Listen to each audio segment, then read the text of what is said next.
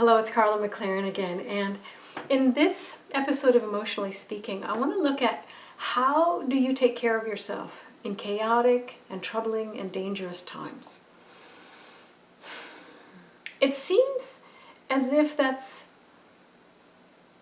a backward question, right? You would think, no, how do I take care of other people? If I'm feeling at all well, how do I take care of other people? I want to say self-care, and I don't want to say that in such a way that it's upper middle class white lady, although I'm actually working class. Middle class white lady says, right, self-care. And for many people that is go on a retreat or do some kind of strange dietary whatever, or have more massages, or lots of pampering behaviors. And those are cool. Those are cool. But it's not a response to chaos and trouble within the world. It is a tool. It's a tool for your skill set, or your toolbox, your skill book, I don't know, whatever. So it's a tool to allow you to have the energy and the focus and the empathic reserves you need and the emotion regulation skills you need to be available in times of trouble and chaos, to not fall apart or turn away or become a hermit or freeze up or leave. I was going to say Facebook, but a lot of people are on Facebook. Leave Facebook, leave your community, leave groups, leave, to retreat. In a way, that retreat is a part of self-care, because if you can't manage in your social environment, staying there is not a very good idea. However, when people leave their social environment, I've been watching this behavior over the past couple of years. I haven't seen many people go and get social skills, communication skills, studying more about human nature, looking at the situations that sent them away from relationships or social media or groups, and coming back with a new and different idea about it. Instead, it's sort of like, that's toxic and I'm leaving. And I want to be careful about this, because some groups really are toxic and you just need to leave or go, right? One of the ways to know is if you are trying to have a conversation and people endlessly shame you and argue with you and won't let you have a word in edgewise and call you names. Nah, don't stay. There's no need for that. But you can tell the people, look, this is why I'm leaving, right? So that they could have any kind of a possibility of moving out of that behavior and becoming better people, right? But a lot of times, if that's their behavior, then they would just shame you on the way out. They'd be like, more shame, more shame. You close the door, you hear this really quiet, shame, shame, shame. But they're gone. You know what abuse feels like. Now, it's different than being challenged. So if you come into a group and you're sort of like, the earth is flat, and people will get angry with you. It could be they're angry because the earth is flat is a silly idea. It is a silly idea, okay? But, sometimes people don't have the skills. Okay, most times people don't have the skills they need to do conflict or question you without tripping all over themselves and making just bollocks of it, right? So sometimes in relationships, you do need to have some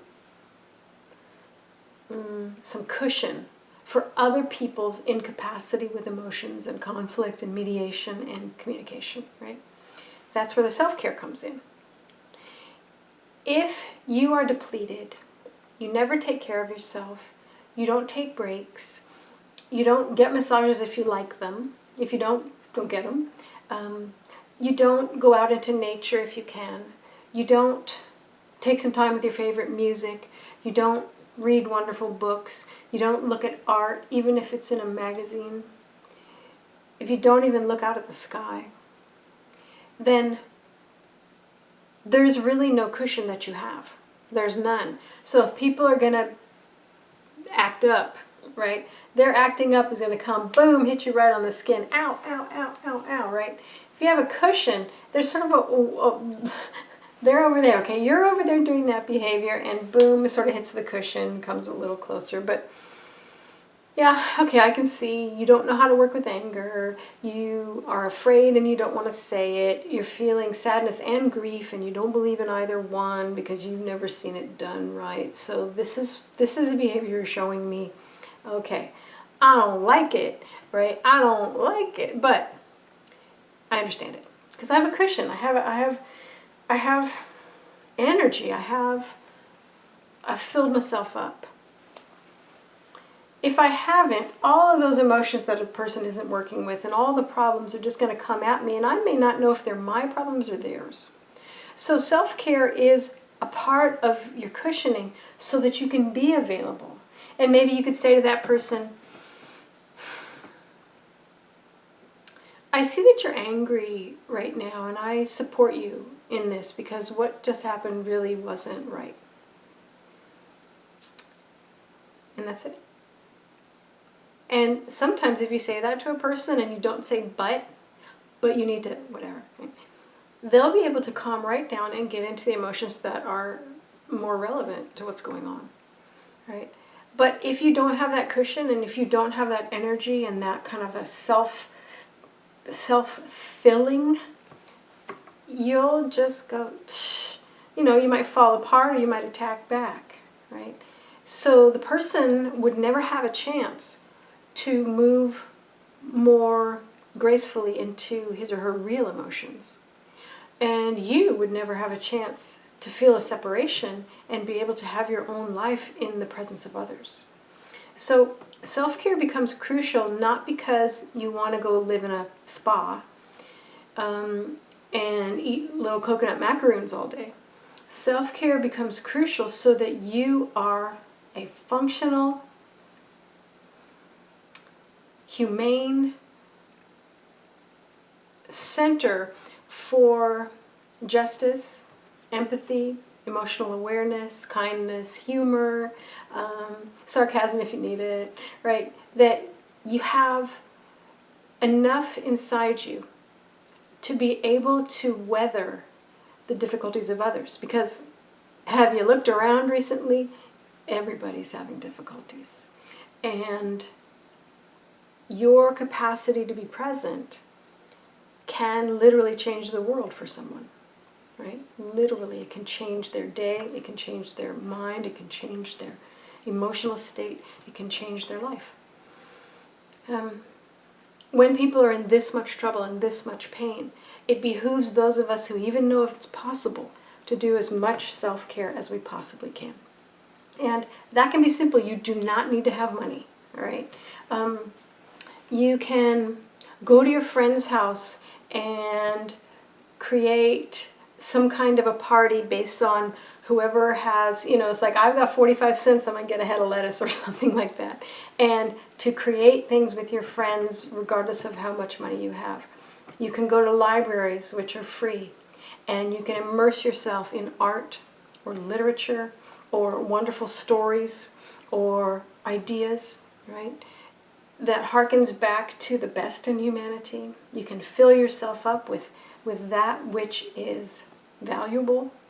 You can just lay down, get away from the computer or your work, lay down and just think your own thoughts. It could be 5 minutes, right? Self-care does not have to cost money, and it doesn't have to be a burden on your life. It gives you so much back, but when you're riled up and you're overwhelmed and you don't have a cushion, self-care sounds like a drag, right? It's just going to drag on. I don't have time for that. I don't have time. 5 minutes to lay down? Are you kidding? Right? No, I'm not kidding. This would be the 5 minutes that you're checking your email again, right? You can stop.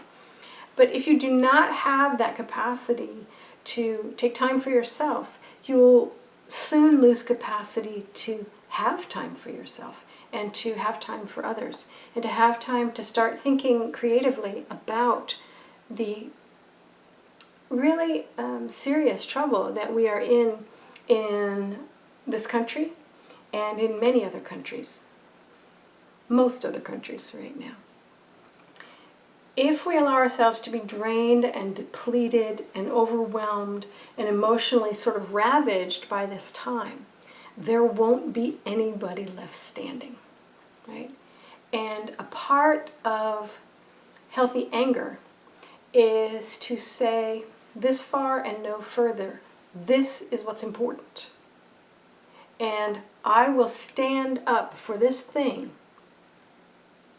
until I can't stand anymore, right? Until I fall over. And then I'll fall over for this thing. I'll be on the ground holding on to this thing, right? But it's hard to have that strength of anger if you don't have any reserves. So self-care is not just necessary, it's crucial. It's crucial. Your self-care is crucial. So what I would like you to do is sort of take an inventory of how much of my favorite art or music am I looking at or engaging in every day? How much rest am I getting every day? Do I have any rest breaks? Am I moving at all? How's my exercise or just movement in general? Am I sitting a lot? That's not good for you. Just get up. Even if you get up for 5 minutes every hour, that's good. How's your sleep? Right? Are you sleeping? Because sleeping is one of the most important things for your emotional health, because good sleep is very protective for your entire emotional realm. And bad sleep, as you know, if you wake up after a bad sleep, everything feels awful, and a lot of times you're in pain, and the whole day looks, it's a bad way to start the day. So looking at your connection to art, music, sleep, rest, humor, right? Lightness, silliness. On Facebook, I've started to put up silly things, just absurd things, dancing horses and things like that. Nothing that's sarcastic and mean-spirited, or it's like attempting to put someone else in the shadow. It's just like bizarre, silly things. And when I write, I'm like, this is for your mental health, boom. And then everybody has a laugh. And for a minute, there's a lightness in them. There's like, I remember humor, okay? Your creativity. Do you do anything creative? Writing, cooking, anything around your house, making your house more together, organizing your mathematics, reading, anything you can think of that's creative. Needlework, personal adornment, woodwork, anything. Anything where you can create is a way to engage your creative imagination, right? And that is a form of self-care. So start looking at self-care as a way to build that cushion so that you can be present. And if you want to look at this as in terms of being socially effective, you will be socially effective for longer, perhaps the rest of your life, if you can care for yourself in a way that helps you have the energy and the focus and the cushion you need to go out among people who are in a lot of pain right now, and a lot of chaos and a lot of turmoil and trouble. Keeping yourself well has got to be job one if you want to be available for others. So I'm giving you permission to take care of yourself. If you can afford a massage and you like it, go get one. But don't make that be what self-care looks like. Self-care is laying down on the couch or laying down on the floor in your office and closing the door and just not doing anything for a couple of minutes and see what your imagination is trying to tell you. Emotionally speaking, self-care will keep your emotions available to you in a healthy way, regulated in a healthy way, and available to you in a way that increases your intelligence in every area of your life, not just cognitively, but emotionally, socially. And a part of self-care, if you have healing relationships with excellent people who are very good to you, spend more time with them, right? It's good for them, it's good for you, it's good for everything. So during these times of trouble and chaos, self-care is crucial so that you can keep going. Because you're vital to the next step. See you next time. Bye-bye.